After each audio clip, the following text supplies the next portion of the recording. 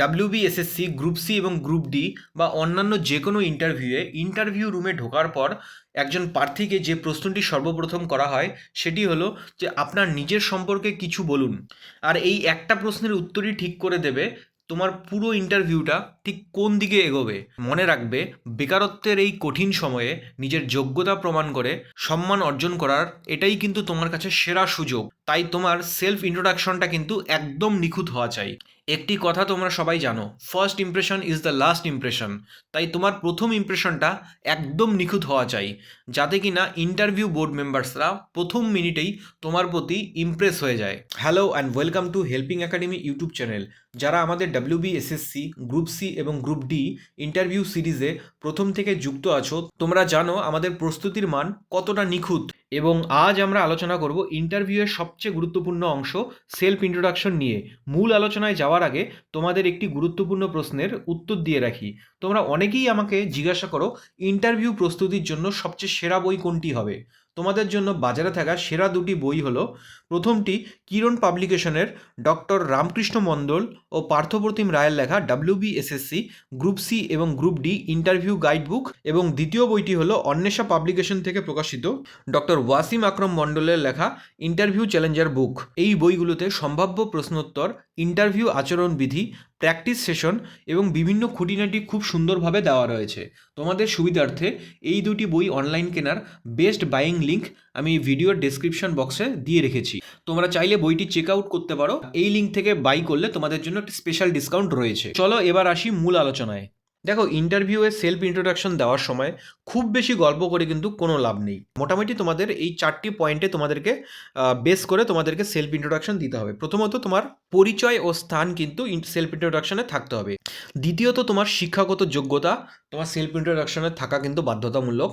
যে যেটা করছো সেটা কিন্তু বর্তমান কাজটি সেলফ ইন্ট্রোডাকশনে তোমরা ইনক্লুড করবে। এবং তোমার পরিবারে কে রয়েছে এবং তোমার কি শখ রয়েছে বা তোমার কি হবি রয়েছে এটা কিন্তু তোমরা নিজের সেলফ ইন্ট্রোডাকশনে তুলে ধরবে। সেলফ ইন্ট্রোডাকশন কিন্তু আগে থেকেই রেডি করে রেখে যেতে হয়। সেই সময় সেই মুহূর্তে বসে ইন্টারভিউ রুমে গিয়ে আগে থেকে প্রস্তুতি না নিয়ে নিখুঁতভাবে সেলফ ইন্ট্রোডাকশন দেওয়া কিন্তু সম্ভব নয়। কারণ সেলফ ইন্ট্রোডাকশনের মধ্যেও কিছু স্ট্র্যাটেজি রয়েছে, সেটা চলো আমি তোমার পরবর্তী স্লাইডে তোমাদের সাথে আলোচনা করছি। দেখো, এইখানে আমি তোমাদেরকে একটি রেডিমেড টেমপ্লেট দিয়ে দিয়েছি। তোমরা এভাবে বলতে পারো, স্যার বা ম্যাম, আমার নাম রাহুল মণ্ডল, আমি নদিয়া জেলার কল্যাণী শহর থেকে এসেছি। আমি 2013 সালে মাধ্যমিক এবং 2015 সালে উচ্চ মাধ্যমিক পাশ করেছি। এরপর আমি কল্যাণী ইউনিভার্সিটি থেকে গ্র্যাজুয়েশন সম্পন্ন করেছি। এক্ষেত্রে যারা তোমরা গ্রুপ ডির ইন্টারভিউ দিতে গেছো, তোমরা কিন্তু শুধুমাত্র মাধ্যমিক বা উচ্চ মাধ্যমিকও বলতে পারো। তো এটা বলাই ম্যান্ডেটারি যে তা কোনো ব্যাপার নয়। তো অনেকেই আমাকে প্রশ্ন করছিল আমাদের হাইয়েস্ট কোয়ালিফিকেশন রয়েছে, তো সেক্ষেত্রে আমি হাইয়েস্ট কোয়ালিফিকেশন বলবো নাকি মাধ্যমিক উচ্চ মাধ্যমিক বলবো। ইন্টারভিউতে গিয়ে সব থেকে বড় জিনিস, যেটা আমি তোমাদের সাথে আগেও আলোচনা করেছিলাম, নিজের অনেস্টি। তোমার যেটা নিজের কোয়ালিফিকেশন রয়েছে সেই কোয়ালিফিকেশনটাই বলা কিন্তু উচিত। এক্ষেত্রে তুমি যদি নিজের কোয়ালিফিকেশনটা হাইড করে শুধুমাত্র মাধ্যমিক বা উচ্চ মাধ্যমিক বলো, তুমি ইন্টারভিউ বোর্ডকে ফাঁকি দিচ্ছ। কিন্তু অনেক অনেক ক্ষেত্রে কি হয় যে আমরা কিন্তু মিথ্যা কথা বললে নার্ভাস হয়ে যাই। মাথার মধ্যে কিন্তু ইন্টারভিউ রুমে গিয়ে একটা সাইকোলজিক্যাল প্রেশার কাজ করে। এবং প্রথমবার যারা ইন্টারভিউ দিতে যাচ্ছ সেক্ষেত্রে কিন্তু তোমাকে আমি বলবো, তোমার যেটা নিজস্ব ডিগ্রি রয়েছে, তোমার অ্যাকচুয়াল ডিগ্রিটি তুমি ইন্টারভিউ বোর্ডের সামনে বলবে। তো তোমরা অনেকেই বলছো আমি যদি আমার অ্যাকচুয়াল ডিগ্রিটি বলি, আমার মাস্টার্স করা আছে, এক্ষেত্রে আমার ক্ষেত্রে কঠিন প্রশ্ন হবে। এমনটা কিন্তু কোনো ব্যাপার নয়। আমি আগেও বলেছিলাম, এখনও বলছি, গ্রুপ ডি বা গ্রুপ সির ক্ষেত্রে অনেক হাইয়েস্ট কোয়ালিফিকেশনের ছেলেমেয়ে অ্যাপ্লাই করেছে। তো তোমরা যদি ভেবে থাকো যে তুমি নিজের কোয়ালিফিকেশন কম করে বলবে, তো সেক্ষেত্রে তোমার জন্য ইজি কোশ্চেন হবে, বেশি কোনো বেনিফিট হওয়ার কোনো প্রশ্নই নেই। উপরন্তু তোমার সাইকোলজিক্যাল প্রেশারের কারণে তোমার ইন্টারভিউ খারাপ হতে পারে। তো এটা আমি তোমাদের জন্য বলেছি, ম্যান্ডেটারি কিন্তু নয়। এবার তোমরা যদি চাও, তো সেক্ষেত্রে তুমি যদি চাও যে না আমি কনফিডেন্ট রয়েছি, আমি কোনো প্রেশারের মধ্যে দিয়ে যাব না, তো তোমরা চাইলে মাধ্যমিক বা উচ্চ মাধ্যমিক বলতেই পারো, কোনো অসুবিধা নেই। আচ্ছা, তারপরে তুমি বলবে বর্তমানে আমি সরকারি চাকরির জন্য প্রস্তুতি নিচ্ছি। আমার পরিবারে বাবা, মা এবং আমার এক ভাই আছে। অবসর সময়ে আমি বই পড়তে এবং খেলাধুলা করতে পছন্দ করি। ধন্যবাদ। দেখো, আমি এখানে তোমাদেরকে একটি টেমপ্লেট দিয়ে দিলাম। এটা কিন্তু তোমরা নিজের নিজের মতো করে সাজিয়ে নিবে।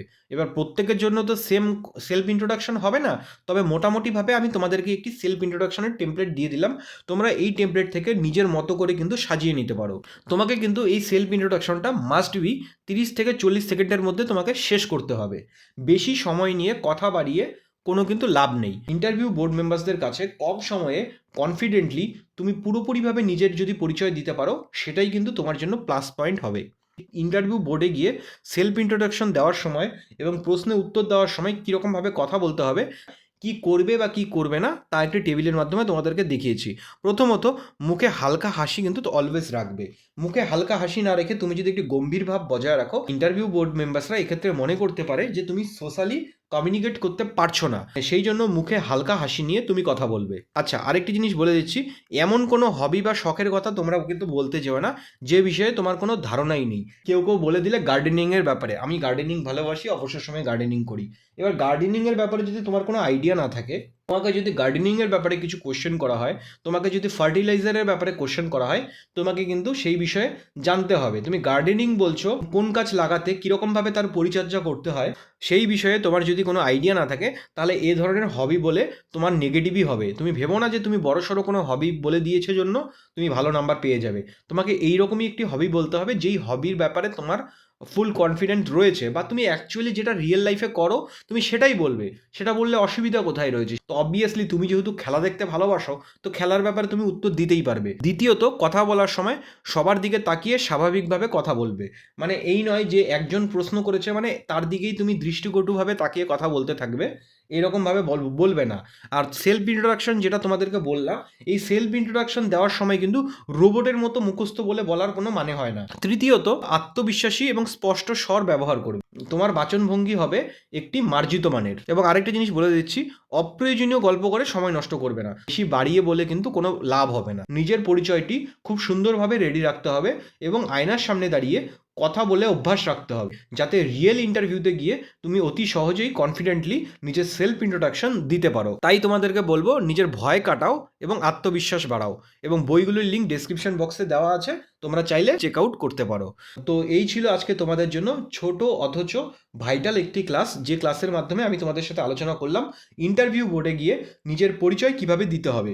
তো ক্লাসটি তোমাদের কেমন লাগলো জানাও। ক্লাসটি যদি ভালো লেগে থাকে অবশ্যই একটি লাইক করবে এবং নিজেদের চাকরি বাকরি বন্ধুদের সাথে ক্লাসটি শেয়ার করবে। আর তোমরা যারা টেলিগ্রাম গ্রুপে নেই, তোমরা আমাদের টেলিগ্রাম গ্রুপে অ্যাড হয়ে যাবে। সেখানে এই ইন্টারভিউ সংক্রান্ত সমস্ত নোটস এবং পিডিএফগুলি সেখানে শেয়ার করা হয়। আর তোমরা যারা নতুন রয়েছো এই চ্যানেলে, তাদেরকে বলবো, don't forget to subscribe our YouTube channel. All the best for your interview. Thank you.